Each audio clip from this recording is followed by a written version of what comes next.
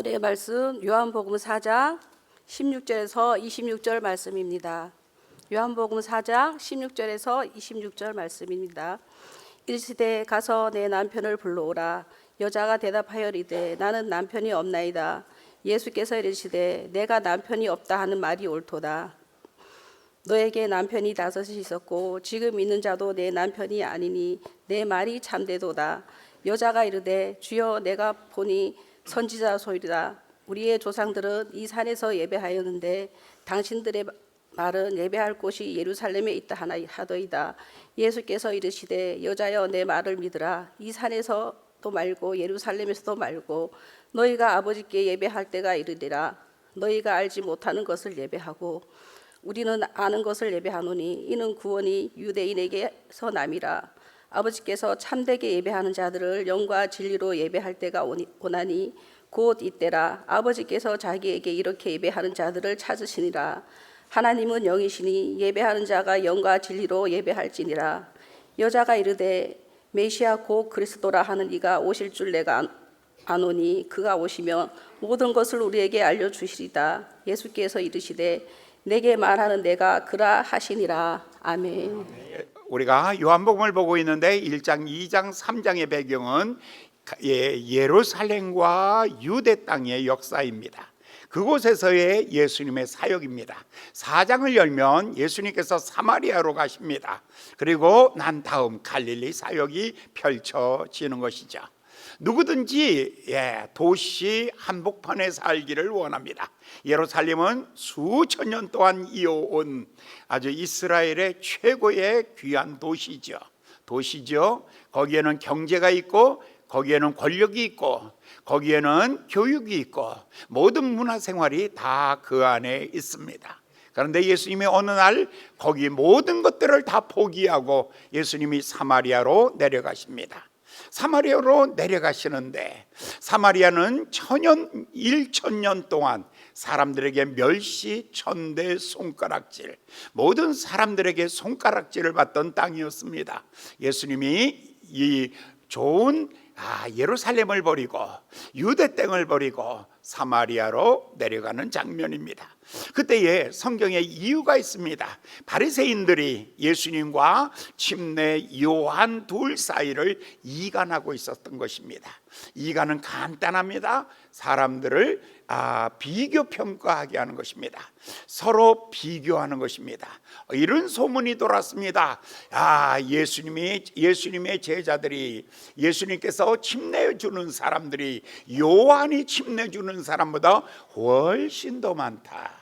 이거는 뭐냐면 누가 더 인기 있느냐, 누가 더 많은 사람이 오느냐, 누가 더 영향력이 있는가, 누가 더 사람들에게 존경을 받는가, 이것에 대한 평가였습니다. 사실 침례 요한은 예수님보다 6개월 전에 이 땅에 오셔서 예수님의 오시는 길을 준비해야 되는 사람입니다. 주인과 하인과 같은 것입니다. 그런데 사람들은 이 둘을 비교하고 있는 것이죠. 누가 더 큰가? 누가 더 영향력 있는가? 누가 더 많은 능력이 나타나는가? 누구에게 더 많은 사람들의 관심이 있는가? 이때에 예수님께서 굉장히 싫어하셨어요. 예수님은 사람과 경쟁하는 것을 가장 나쁜 것으로 생각하죠. 성경에 보면 첫 번째 살인 사건이 창세기 4장에 나오는데 거기 나오는 가인과 아벨의 이야기죠. 가인과 아벨은 한마디로 이런 생각을 가졌죠. 아벨의 제사는 하나님이 받으시고 내 제사는 하나님이 거절하셨다. 이런 거절의 상처 때문에 가인은 동생을 죽이고 싶은 미운 생각이 들어가는 거죠. 사람이 비교하고 평가하고 사람들이 나를 평가하기 시작하면 그때는 사람들이 상처를 받기 시작하는 거죠. 예수님은 이것을 예수님이 아예 포기해버리고 말하셨죠. 거기에 더 있다가는 사람들이 누가 크냐, 누가 더 똑똑하냐, 여기에 빠져버리고 맙니다. 여러분들 조심하셔야 돼요. 절대 사람들은 한 줄에 세워서 평가하지 마십시오. 한 줄로 평가하는 것이 사람을 가장 아프게 하는 것입니다. 그렇기 때문에 평가하지 마시고, 사람은 모든 사람들이 그대로 존귀하고 그대로 가치가 있다. 우리 아이는 우리 아이 그대로 가치가 있다, 그대로 보석이다 라고 이렇게 받아들일 수 있는 마음 갖기를 예수님의 이름으로 축원합니다. 예수님은 경쟁하지 않습니다.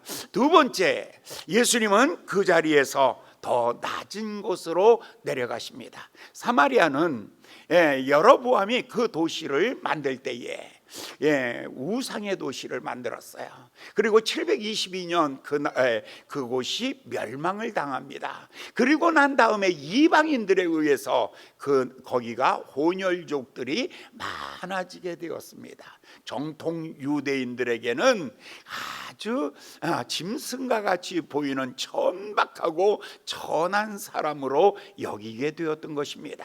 아무도 그 길을 지나가지 않습니다. 그들은 돌아갈지언정 그 길로 가고 싶은 사람이 없었습니다. 그런데 성경에 보면 예수님은 이 사마리아 성에 가고 싶었던 거예요. 남들이 가지 않는 곳을 가고 싶은 것, 그것이 성령님의 마음이에요. 남들이 만나기 싫은 사람 만나는 것, 그것이 바로 성령님의 일이죠. 거기에서 한 우연을 만나죠. 이 우연은 수가성에 왔던 한 여인인데 남편 5이 있고 지금 있는 것도 남편이 아니에요. 그렇다면 이 여자는 남자가 많았다는 거예요. 한번 따라해 보실래요? 남자 많다는 것은 좋을 수도 있고 나쁠 수도 있다. 어렸을 때에는 아빠가 있으면 좋아요. 그 다음에 성장기, 사춘기는 친구가 있으면 좋아요. 그 다음에는 남편이 있으면 좋아요. 맨 마지막에는 아들이 있으면 좋아요. 남편은 요 정도 좋습니다.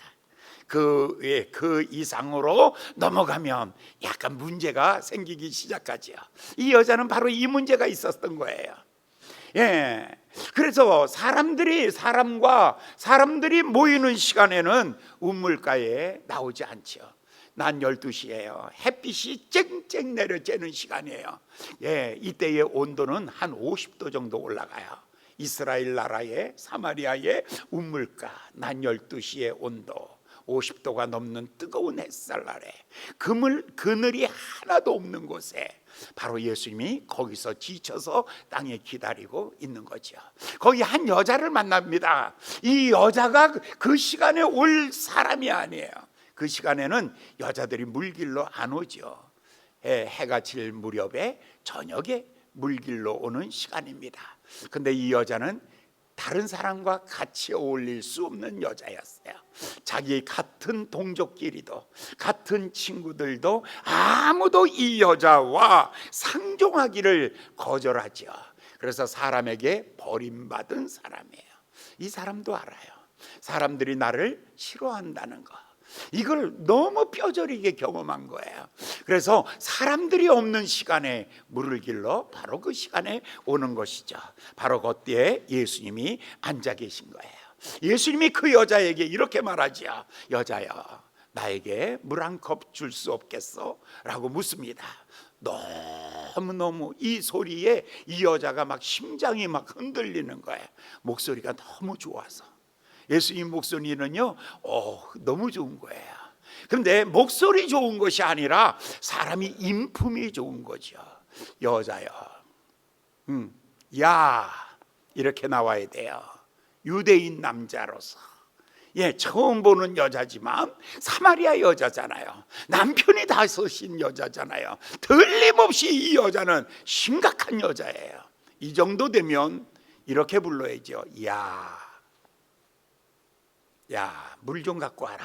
이 정도. 그런데 예수님께서 여자야, 예수님이 따뜻한 음성으로 난생 처음 대접받는 느낌이에요. 예수님이 말을 걸었는데 그 말소리가, 음성 자체와 예수님의 품격이 그냥 자기를 굉장히 존중해 주는 느낌이에요. 예수님의 이 존중을 받을 때 예수님이 이렇게 말하죠. 당신은 예수님이 내게 물 한 컵 줄 수 없소라고 말할 때 이 여자가 당신은 유대인 남자인데 나를 멸시하고 천대하고 조롱하고 희롱할 남자인데 어찌하여 나에게 물 달라고 하십니까? 이 여자도 솔직하게 자기를 존귀하고 아주 존중하고 있는 예수님의 그 음성 앞에 자기를 온전히 내놓았죠. 자, 우연히 만난 그 사람인데 이제 우연히 필연이 되는 과정을 겪어가고 있는 거예요. 사랑하는 여러분, 우연히 만난 사람 내 편만 들고 싶죠? 그러면 존중해 주세요. 그냥 우연히 만난 사람, 그 사람과 내가 친해지고 싶어요. 그러면 그 사람을 존중해 주십시오.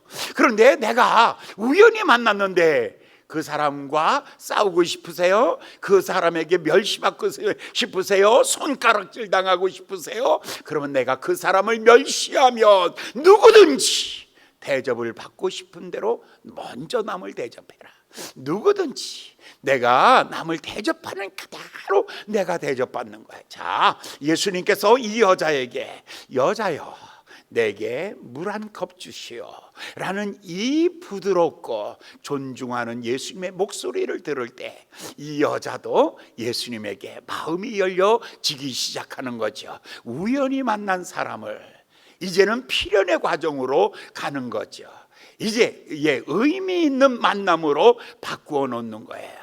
사랑하는 여러분, 매너를 지키십시오. 사람을 존중하십시오. 어디서든지 어린아이들도 존중하십시오. 어린아이들도 존중하면 여러분의 품격이, 여러분 신사의 품격, 성도의 품격, 멋진 복받은 인생의 품격이 어디서 나오냐면 말과 태도에서 나옵니다. 자, 옆 사람 보면서 이렇게 말해 주세요. 당신은 신사입니다. 시작. 그러면 당신은 숙녀입니다. 시작. 이 언니가 왜 이래? 너무 쉽게 얘기하지 마세요. 말을 조금만 하세요. 그런데 품격 있게 하십시오. 예수님의 이 말을 듣자마자 이 여자는 깜짝 놀랐습니다. 그때 예수님이 한 걸음 더 나가십니다. 4장 10절입니다. 자, 예수께서 대답하여 가라사대 내가 만일 하나님의 선물과 또 내게 물 달라 한 이가 누구인 줄 알았다면 내가 그에게 구하였으리라. 그가 생수를 내게 주었으리라. 자, 여기서 예수님이 선물 주고 싶다는 거예요. 이 여자에게 선물 주고 싶다는 거예요.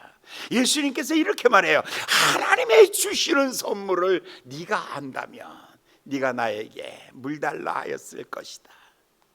사랑하는 여러분, 오늘 아침 여러분들 하나님이 여러분에게 주시는 선물 받기를 예수님의 이름으로 축원합니다. 하나님이 나에게 주고 싶은 선물이 무엇이냐면 바로 이것이에요.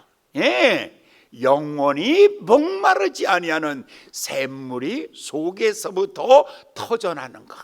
내 안에 생수의 강이 흘러가는 것, 생수의 강물이 흘러가는 것, 이것이 하나님이 내게 주시는 선물입니다. 여러분, 돈이 나를 행복하게 하는 것이 아니라 내가 있는 곳에 행복이 있는 것입니다. 여러분이 있는 곳에 행복이 있는 것입니다. 좋은 옷이 나를 행복한 것이 아니라 내가 모든 것을 행복하게 하는 것입니다. 내가 생수의 강입니다. 어떤 사람은 말하죠. 빵을 먹어야 건강하다고. 아니요, 소화력이 있어야죠. 빵이 행복한 것이 아니라 소화력이 행복한 거예요. 여러분, 멋진 비싼 옷이 그 사람을 멋지게 한 것이 아니라 여러분, 그 사람의 건강한 모습이 건강한 것이 오히려 그 사람을 멋지게 한 거죠. 환자에게 좋은 옷 입혀가지고 이러고 끌고 댕겨보세요. 누가 멋있다가 하겠어요? 비록 옷은 이렇게 떨어져서 이렇게 보일지라도 건강미 탁 넘치고 빠샥 빠샥하게 댕기는 거, 그게 훨씬 낫죠. 여러분, 아파트가 행복하게 하는 것이 아니라 나를 행복하게 하는 것은 내 마음에서부터 나오는 것이죠. 집이 나를 행복한 것이 아니라 행복이 나를 행복하게 하는 거예요. 예수님이 말씀하고 있습니다. 예수님이 말씀하고 있습니다. 하나님이 주시는 선물이 있다. 내가 너에게 하나님이 주시는 선물이 있다. 이 선물은 날마다 내 안에서 뭐가? 샘물이 솟아나는 것이다. 날마다 샘물이 솟아난다. 어디서 본 적 없어요? 이걸 가지고 줄인 말이 뭘까요? 날샘. 날샘을 본 적 있습니까? 유튜브 파주 좋은 교회를 치십시오. 유튜브 파주 좋은 교회를 치십시오. 그러면 날마다 거기다가 날샘이라는 칸이 나옵니다. 날샘. 날마다 내 안에서 샘 솟는 말씀, 날샘 큐티. 그래서 이것이 바로 날샘 큐티입니다. 예수님이 이렇게 말합니다. 내가 너에게 주는 물은 어떤 것이냐면 내 안에서 샘이 솟아나리라. 하나님의 은혜의 샘물이 솟아나며 행복의 샘물이 솟아나며 하나님의 축복의 강이 내 안에서부터 흘러 넘치리라. 할렐루야. 그랬더니 이 여자가 14절 볼까요?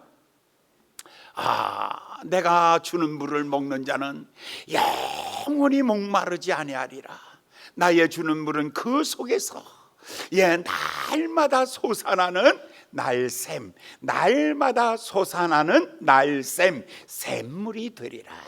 날마다 솟아나는 샘물이 되리라.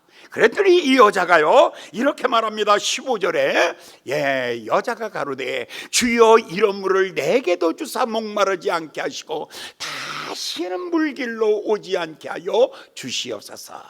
자, 둘이 지금 만나고 있는데 어떻게 관심사는 물이었습니다. 그러나 이 여자는 육신의 물을 달라고 말하고 있어요. 육신의 물. 주님, 내게 나는 다른 거 필요한 게 아니에요. 돈이 필요하다니까요. 돈 주시면 다 해결된다니까요. 그러니까 예수님은 돈의 얘기가 아니라 갑자기 하늘에 쌓아둔 보물이 내 것이 되면 너 걱정하지 마. 전혀 같은 듯 하면서 다른 이야기. 그러니까 둘이서 어긋나고 있어요.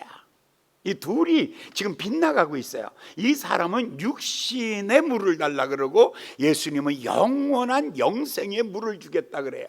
사랑하는 여러분, 오늘 교회에 와서 대부분의 낙심하는 사람들이 왠 줄 아십니까? 육신의 물. 목사님, 나한테 이래라 저래라 말하지 마세요. 새벽기도 나 못 일어나요. 수요일 바빠요. 그 다음에 뭐 기도해? 그런 건 제발 말하지 마세요. 그저 나 여기 와서 앉아 있다가 갈 테니까 일주일에 딱 한 번. 그리고 소리 크게 하지 마세요. 목사님 설교를. 그러면 내가 짜증나요. 왜? 나 자는데 깨우지 마세요. 나 승질나 죽겠어요 지금. 목사님 그냥 나 건드리지만 마세요. 그리고 앉아놨다가 그냥 가도 안녕 인사만 잘해주세요. 그런데 내가 그러면 왜 거기 앉아 있어요? 그러면 걱정하지. 나는 다 괜찮은데 딱 한 가지, 돈 하나 없어요. 나는 하나님이 나 보시고 돈만 주시면 돼요. 어떤 사람은 그런 소리 하지 마세요. 하나님 나에게는 건강만 주면 돼요. 그것만 주세요. 또 어떤 사람은 그런 거 필요 없어요. 하나님 나 아들 하나 주세요. 아들. 어떤 사람은 그러지 마세요. 나 이번에 꼭 시장 당선되게 하여 주시옵소서. 각자가 다 자기 것 한 가지씩을 갖고 있어요. 이물 길러 온 거예요. 그런데 엉뚱하게 하늘에서 내 안에서 물이 솟아난다 그러니까 이 안에 무슨 물이 나와. 물 길러 왔는데. 그래서 낙심해서 가는 거예요. 그래서 낙심해서 가는 거죠. 그런데 예수님께서 여자가 가로되 나에게 그런 물을 주시옵소서라고 하니까 예수님이 16절에 이렇게 말합니다. 가라사대 내 남편을 데려오라. 자, 초점이 둘이서 어긋났어요. 물 달라 그랬어요. 육신의 물. 근데 예수님이 영혼의 물 준다 그랬거든요. 그러니까 이 둘을 하나로 만들 수 있는 게 뭘까라는 거죠. 근데 예수님께서 딱 이런 얘기를 하는 거예요. 내 남편을 데려오라. 이 여자가 목마른 이유가 무엇인가? 이 여자가 왜 목마른가? 그 이유를 정확하게 알고 있는 거예요, 예수님이요. 그래서 내 남편을 데려오라 라고 말해요. 그러니까 17절 18절에 이 여자가 이렇게 말합니다. 여자가 대답하여 가로되 나는 남편이 없나이다. 예수께서 가라사대 내 남편이 옳다 하는 말이 옳도다. 지금 남편이 5 있었다. 근데 그게 아니지. 다 지금 있는 거 6번째지. 그런데 그것도 아니지. 그러니 너는 다 꽝이었어. 그러면 남편이 있었다는 게 없었다는 거야. 남편이라는 말은 법적인 용어예요. 남자라는 것은 사적인 용어예요. 이 여자는 6 남자는 있었지만 뭐는 없었어? 한 번도 없었던 게 뭐야? 정식적인 법적인 남편은 없는 거야. 법적이라는 것은 이것은 전통적이고 그리고 가정적이고 모든 사람에게 인정받는 것이 법적인 관계야. 사람들에게, 타인들에게 사회 공동체에서 인정받으며 자기 집안에서 인정받으며 나라 법률로도 인정받는 것은 남편이야. 근데 이 여자에게 말해요. 너 남편이 5 있었는데 그게 다 남편이 아니었잖아. 5번 결혼했는데 남편이 아니었어. 5번이 뭐였냐면 그러면 어떤 사람과 만났다가 헤어지는 관계, 법적인 것도 아니요, 가족적으로 인정받은 게 아니요, 사회적으로 인정받은 거 아니요, 교회적으로 인정받은 것 아니요, 아무에게도 인정받지 못한 남자 관계. 이건 뭐예요? 둘만이 아는 관계. 이 관계는 뭐라 그러면 좋겠어요? 이런 관계는 뭐라고 했으면 좋겠어요? 이런 관계여주세요. 그런데 지금 이 여자에게 예수님이 이렇게 말해요. 내 남편을 데려오라 라고 말하고 있죠. 이 여자에게 왜 그 아픈 얘기를 할까? 꽁꽁 싸매둔 이야기예요. 남에게 말할 수 없는 싸매둔 이야기, 자기만 아는 비밀. 이게 나 지금 만나는 남자도 이 전에 거를 몰라야 되는 이야기, 그죠? 아니 아무도 알아서는 안 되는 이야기. 이거는 나만 아는 이야기. 이것은 내 안에 감춰져 있는 이야기.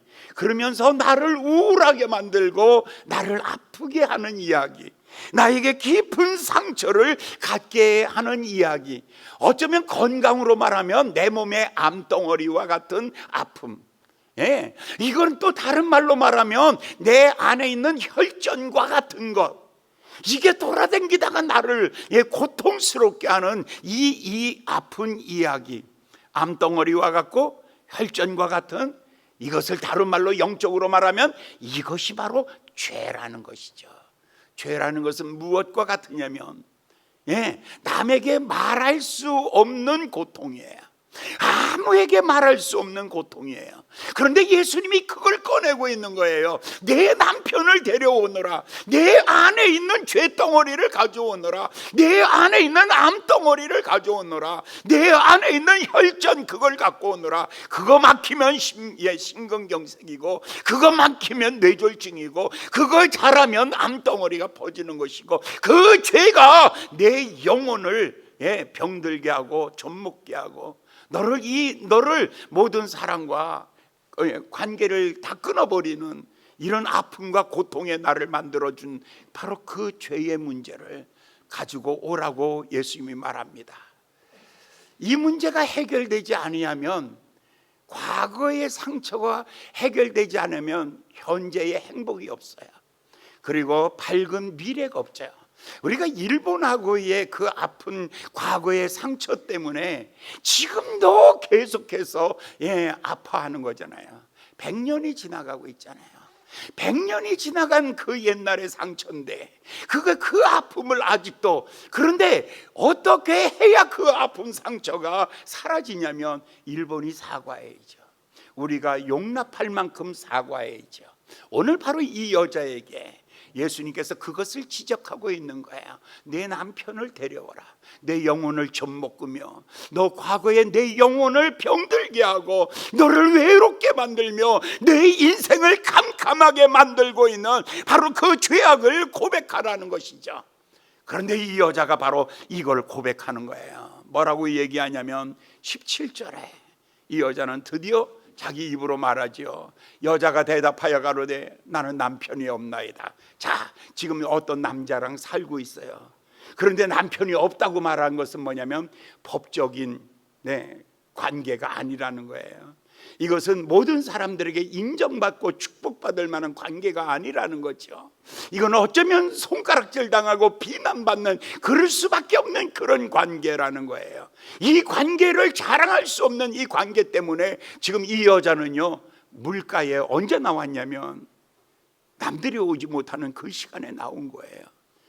거기에 앉아 있는 거예요. 그때 여자가 대답하여 가로되 나는 남편이 없나이다. 지금 있는 그놈이요, 그건 약간 그런 거예요. 그냥 오가다 그냥 그렇게 만난 거지.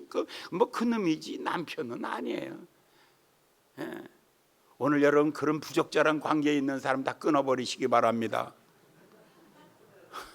좋은 말 할 때 회개하고 돌아오시기를 바랍니다. 오늘 예수님이 묻잖아요. 내 남편이 어디 있느냐? 옆에 있는 분 손 붙잡고 아멘. 내 남편이 어디 있느냐? 손잡고 아멘. 손잡고, 그 정도 나여야 되는데 그렇지 못한 사람들이 있다면. 그런데 여러분, 이 여자가 여기서 고백을 해요. 이거를 오픈해 버려요. 남편 없다는 거, 이거 가짜라는 것을 오픈해 버려요. 오픈해 버렸다는 게 회개예요. 내 마음을 열어서 주님의 앞에 고백했다는 게 회개라고요. 바로 이게 회개예요. 이것은 일석삼조의 효과가 있습니다. 한 번의 고백이 세 가지 축복을 갖고 오는데, 첫 번째 축복이 뭐냐면 과거에 아팠던 상처가 다 아물러요. 그죠? 두 번째, 오늘의 외로움이 이제 사라져요. 좋은 친구를 만날 거예요. 세 번째, 그의 미래가 복이 될 거예요. 과거는 치료되고 현재는 아름다워지고 미래는 풍성한 열매로 하나님이 바꿔 놓는 거죠. 일석삼조예요. 그러나 만약에 이 여자가 여기서 거절했다면, 예수님이 내 남편 데려오라 그러니까 별걸 다, 저 사람 저 아저씨 이상한 아저씨야. 누굴 갖고 놀라 그래? 저 아저씨. 그러면서 하고 가버렸다. 그러면 일석삼악이에요. 죄의 마음속에 감춰져 있는 죄의 악은요, 상처는 더 깊어질 거예요. 이 상처는 더 깊어질 거예요. 그 다음에 외로움도 더 깊어질 거예요. 그리고 그 미래는 전혀 희망이 없는 어두움에 버려질 거예요. 고백은 이렇게 축복이에요. 주여, 내가 죄인입니다. 내 죄를 용서하여 주시옵소서. 이것이 얼마나 놀라운 축복인지 모릅니다. 18절 보니까 이미 예수님 다 알고 계세요. 내 남편이 5이 있었으나, 과거를 아시는 거예요. 지금 있는 남자는 내 남편이 아니며 현재를 알고 있어요. 내 말이 참되도다. 이 사람의 앞으로의 미래까지도 예측하면서 하는 말이에요. 이 말을 들어보면 예수님은 내 과거를 아시고 내 현재를 아시고 내 미래를 아시는 분이죠. 베드로가 예수님을 처음 만났을 때 바로 이 사실을 알았어요. 예수님이 깊은 데 가서 그물을 던져 고기를 잡으라 할 때 누가복음 5장 8절에 베드로가 고기를 심히 많이 잡고 난 다음에 예수님에게 이렇게 말하죠. 시몬 베드로가 이를 보고 예수께 무릎 아래 엎드려 가로되 주여 나를 떠나소서, 나는 죄인이로소이다. 왜요? 물속에 있는 고기를 아시는 주님, 내 마음속에 있는 죄악을 알고 계시는 주님, 베드로가 깜짝 놀란 것은 하나님 예수님은 내 물속을 아실 뿐만 아니라 내 마음속까지 아신다는 것 앞에 하나님 앞에 무릎을 꿇는 거예요. 주님 나를 떠나소서 할 때 예수님은 더 이상 묻지도 아니하시며 그에게 너는 이제 사람 낚는 어부들이 되게 하리라 하며 오히려 축복하여 주셨던 주님이십니다.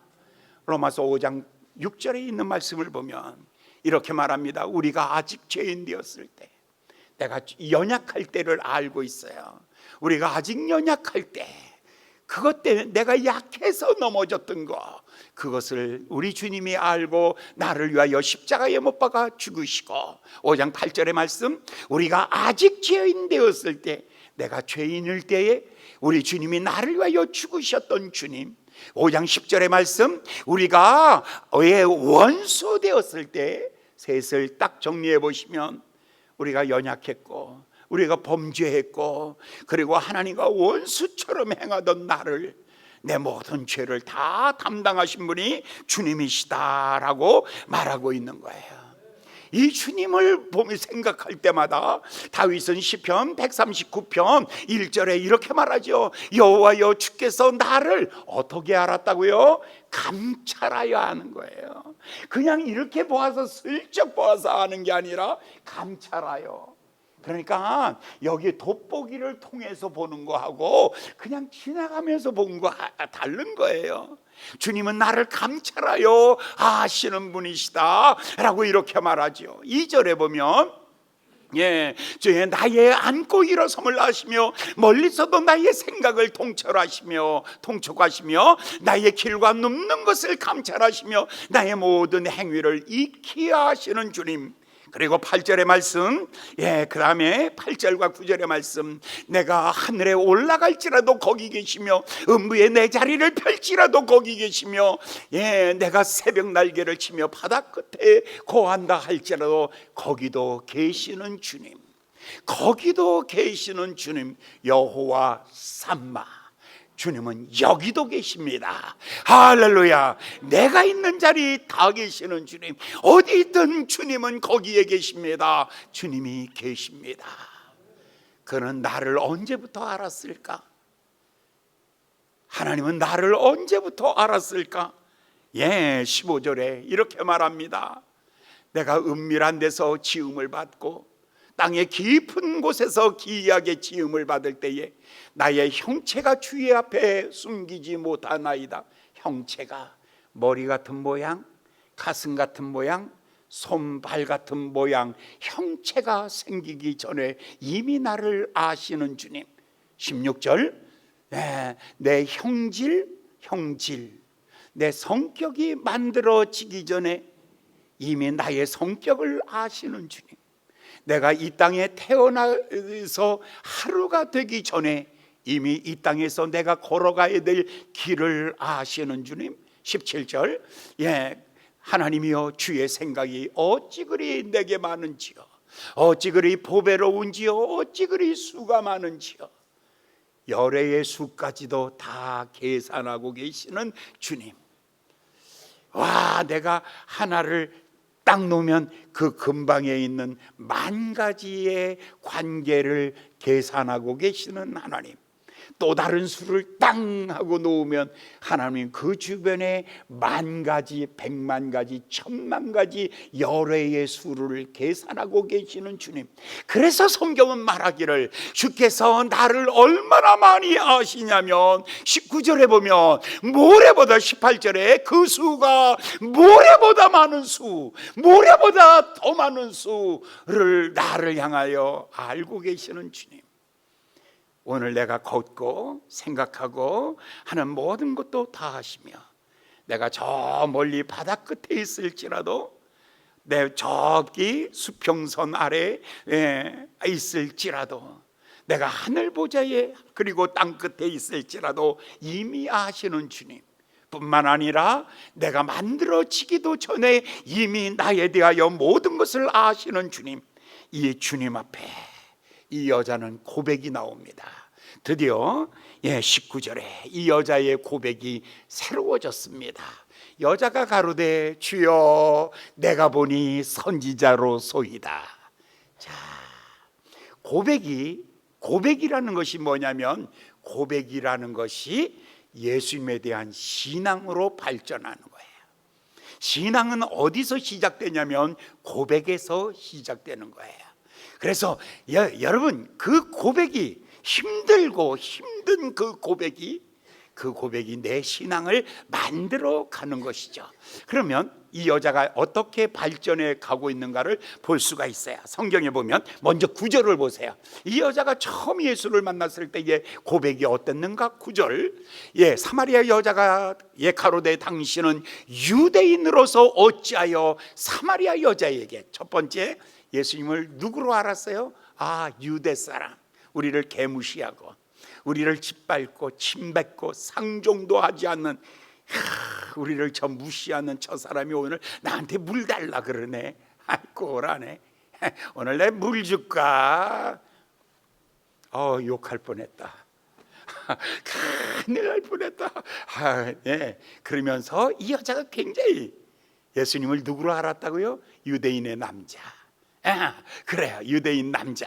그 다음 한 걸음 더 나가서 12절을 볼까요? 12절에 보면 우리 조상 야곱이 우리에게 물을 주어 먹게 하였고, 또 여기서 자기와 자기 아들들과 짐승들이 다 물을 먹었는데 당신이 야곱보다 크십니까? 자, 여기서 아까는 남자로, 단순한 유대인의 남자로 봤어요. 그러나 이스라엘의 전통적으로 아브라함의 하나님, 이삭의 하나님, 야곱의 하나님, 자기들의 조상과 예수를 비교하는 거예요. 그거보다 크십니까? 아브라함보다 크십니까? 아니, 이삭과 야곱보다 크십니까? 도대체 당신은 누구십니까? 이렇게 많은 것을 알고 있는 당신은 누구십니까? 라고 묻는 거예요. 내가 알고 있는 당신은 유대인의 남자입니다. 그런데 당신 이야기를 들어보니까 우리 조상들의 역사상 우리 조상들의 이야기보다 뛰어납니다. 그런데 당신은 누구십니까? 그 다음에 이제 자기의 죄를 고백하고 난 다음에는 이렇게 말합니다. 당신은 땅의 이야기를 하는 사람이 아니라 하나님이 보낸 하늘로서 오신 선지자, 하나님의 메신저로서 이제 받아들이기 시작합니다. 이 여자의 예수님에 대한 생각이 어떻게 바꾸어져 가고 있는가를 여러분 보고 있습니다. 1단계 유대인의 남자, 2단계 우리 조상보다 크신 분, 3단계 하나님이 보낸 선지자, 4단계 29절의 말씀을 보면 이렇게 말합니다. 나의 행한 모든 일을 내게 말한 사람을 와보라. 이는 그리스도가 아니냐. 드디어 예수를 가지고 그리스도, 나의 구세주라고 고백하게 되는 거죠. 자, 우리는 이 신앙의 단계를, 여러분들이 신앙의 단계 1단계, 제일 낮은 단계가 뭐예요? 예수님은 유대의 이스라엘 사람이래, 2000년 전에 왔대. 그것은 객관화된 예수님의 첫 번 단계예요. 그 다음에 두 번째 단계는 아브라함의 하나님, 이삭의 하나님, 야곱의 하나님, 이스라엘의 전통의 이 문중에 있는, 속해 있는, 그래서 아브라함과 다윗의 자손 예수 그리스도로 아는 것, 역사적인 예수. 세 번째 예수는 하나님이 보낸 메시아로, 선지자로 아는 것, 하나님의 나라를, 천국을 말해주는 사람으로 아는 것. 3단계. 4단계는 예수는 나의 인생의 구세주, 예수 내 인생의 구세주, 예수 내 인생의 구세주. 그러면서 물동이를 우물가에 집어던져버리고 동네로 뛰어들어가서 말하기를 내가 예수를 만났다, 내가 메시아를 만났다라고 크게 소리지르며 나갑니다. 자, 여러분은 몇 단계에 있습니까? 이제 여러분들은 몇 단계에 있습니까? 1단계. 예수 알아. 어떻게 알아요? 저기 이스라엘에 그냥 태어났는데 33살에 장가도 못 가고 총각 귀신 된 인간, 그 정도로 아는 것 1단계. 2단계. 성경에 아브라함부터 이삭, 성경에 나오는 인물 2단계. 3단계.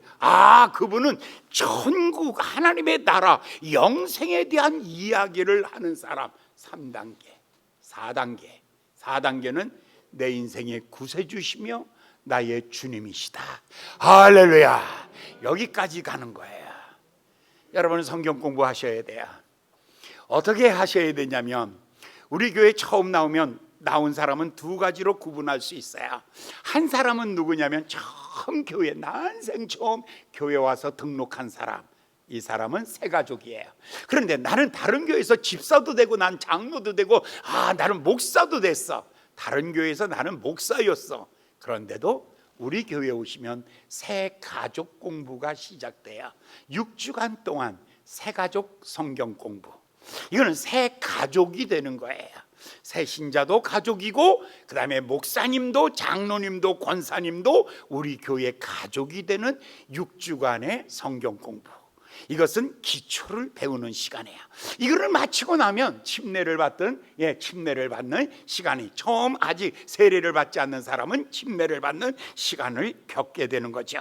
그리고 나면 양육 시간이 13주가 있어요. 13주 동안은 양육을 받아요. 이것은 영적으로 성장해 가는 거죠. 기도가 뭔지, 성경이 뭔지, 믿음이 뭔지, 사랑이 뭔지, 줄성수가 뭔지 13가지 주제를 공부하죠. 요거를 다 마치고 나면 재직이 될 수 있는 자격을 부여하죠. 기본 자격. 그다음에 이거를 마치고 나면 그 다음에는 제자 훈련이 시작되는데 이것은 몇 년 걸리냐면 2년 100강의를 들으셔야 돼요. 지금 공부하시는 분들은 1권, 2권, 3권이니까 36과까지 진행하고 있어요. 그래서 이거는 제자 양육 프로그램이에요. 그래서 여러분 서점에 가면 좋은 책도 참 많습니다. 좋은 책으로 공부하는 것이 아니라 김영화 목사님에게 특별히 부탁했습니다. 제가요 이스라엘 있을 때 반드시 자기가 쓴 책으로 가르치십시오. 누가 이거에 좋다라는 거 그거 하지 마세요. 그거 하지 마세요. 내가 경험해보고 내가 공부하고 내가 한 것 내가 써서 내가 가르칠 수 있으면 비로소 제자 양육이 시작되는 것입니다. 이 정도 실력을 갖추면 제자 양육이 시작됩니다. 그런데 책을 지금 3권을 썼습니다. 3권을 공부하고 있습니다. 이거 7권입니다. 그 중에서 5권까지를 마치고 나면 제자 훈련을 마쳤습니다. 이 사람에게 뭐를 부여하냐면 교회 구역장, 목자가 되는 것입니다.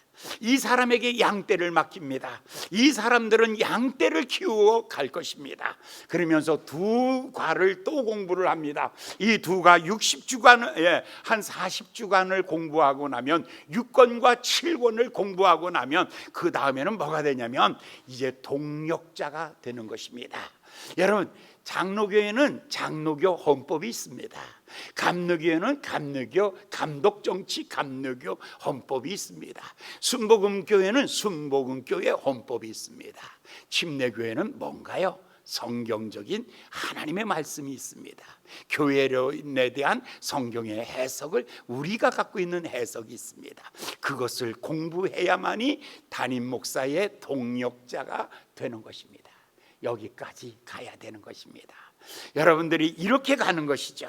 그러니까 이 여자를 보면서 어느 순간에 믿음이 생겨진 것이 아니에요. 끊임없이 날샘, 날마다 샘물과 같이 날마다 하나님의 말씀으로 양육을 받아가면서 과정을 지나가면 맨 마지막에 예수는 그리스도시다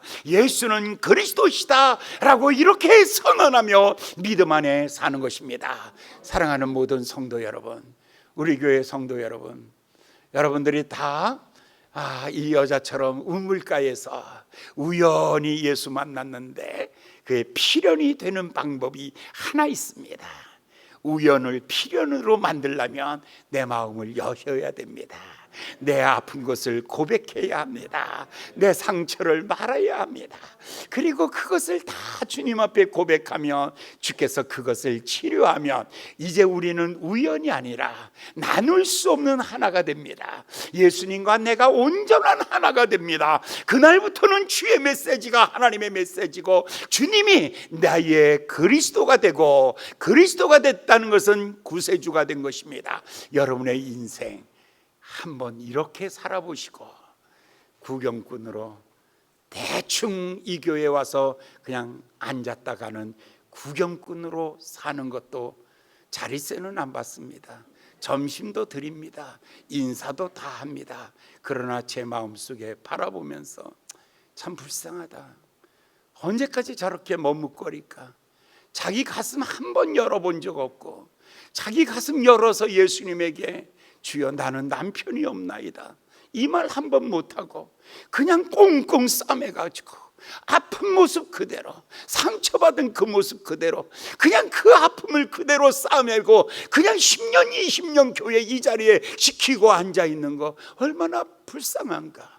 사랑하는 여러분, 시간을 정하시고 주님 앞에 나오셔서 여러분의 마음속에 있던 그 상처들을 다 고하시고 주님께서 치료하시는 귀한 축복의 시간들 되시기를 예수님의 이름으로 축원합니다.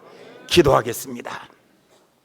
자비로우신 귀하신 주님, 오늘 요한복음 4장 16절부터 26절까지의 이 말씀이 우리 교회 안에서 성취되게 하여 주시옵소서. 마음의 문을 열고 주님 앞에 고백이 있게 하여 주시고 이 고백이 신앙되게 하여 주시고 우리의 신앙을 통해서 우리의 운명을 바꾸어 놓는 축복이 되게 하여 주시옵소서. 예수님의 이름으로 간절히 기도하였나이다. 아멘.